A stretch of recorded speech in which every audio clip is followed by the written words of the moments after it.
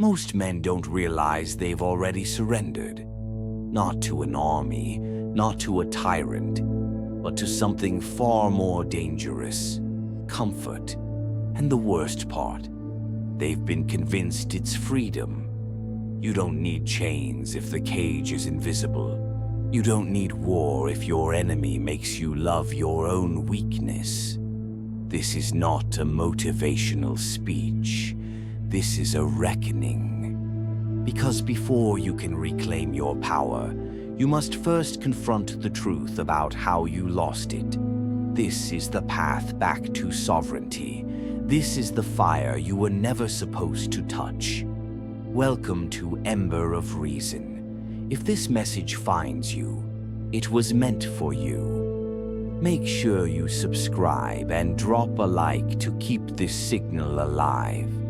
Let's begin. Part 1. The Illusion of Freedom. The modern man is drowning in options and starving for meaning. He believes his choices make him free, but he doesn't see the trap. His desires aren't his own. They've been planted, programmed, fed to him through glowing screens and soft lies. Live your truth. Follow your passion. Indulge your urges. It all sounds empowering until you look at the results.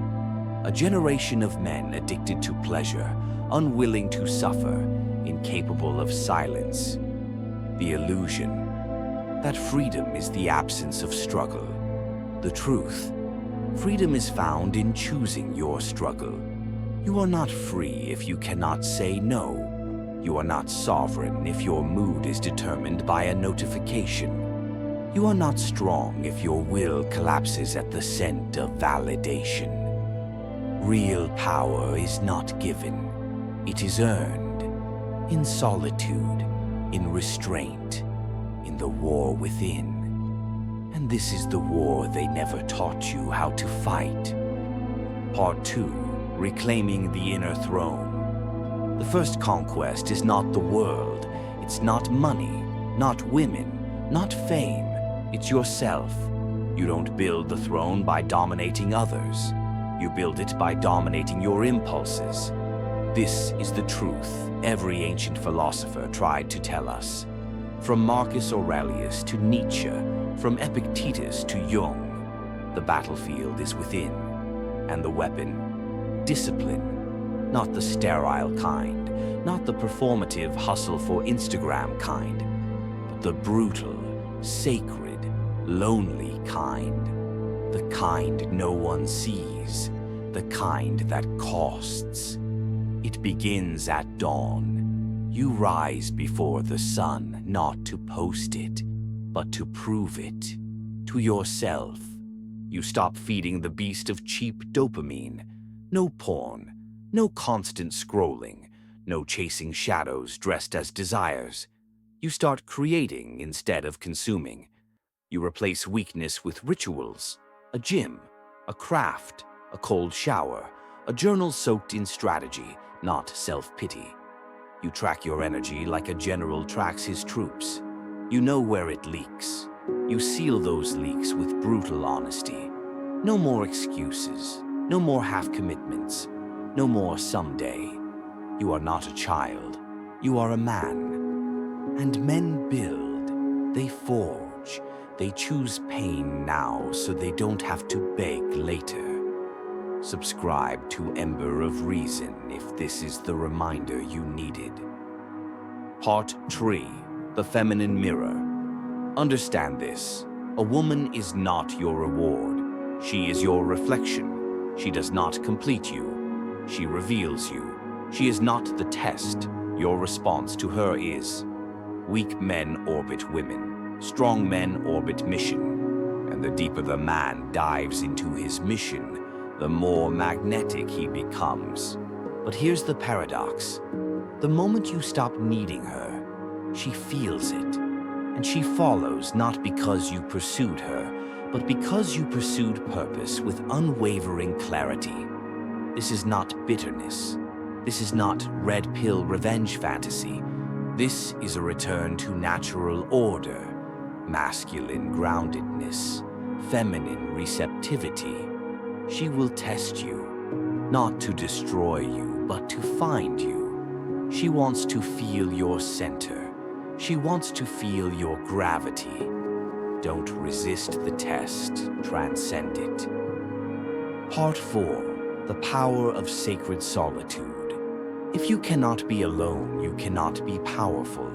Solitude is the crucible. It burns away the noise. It forces you to hear the voice you've been drowning out, your own. Most men run from this. They fill the silence with distractions, screens, noise, flings, addictions.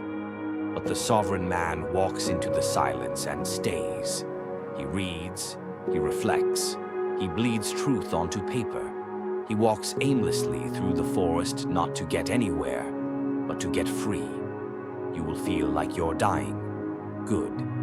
That version of you is. And what rises in its place is untouchable. Let solitude not be your punishment. Let it be your initiation. Part 5. Transmutation and the Final Code. There's one more secret, the one they hid in plain sight. Your lust is not your enemy. It's raw power, unrefined. It can destroy your kingdom or it can fuel your empire. This is the art of transmutation. The ancient alchemists knew it. Napoleon Hill wrote about it. Jung understood it. You don't run from sexual energy. You redirect it into iron in the gym, into fire in your speech, into clarity in your leadership, into art, business, discipline, anything that builds you. You stop leaking energy into strangers on screens and start channeling it into sovereignty. You begin to glow, not because of magic, but because you're finally whole. And when the world sees that glow, they'll call it charisma, presence, mystery. But you'll know the truth. It's the discipline they couldn't take from you. This path is not for everyone. But if you've heard this far, then part of you is already walking it. You are not here to be liked. You are not here to chase. You are here to become. They told you to stay soft. You chose the furnace. They told you to blend in. You chose the sword. And when it's all said and done, you won't be remembered for how well you fit in. You'll be remembered for the fire you carried. This is your time. Reclaim your throne. Become the man the world forgot how to forge. This is Ember of Reason. Subscribe if you're ready to go deeper. Like and comment to join the Brotherhood. Because the war is real, and the fire is rising.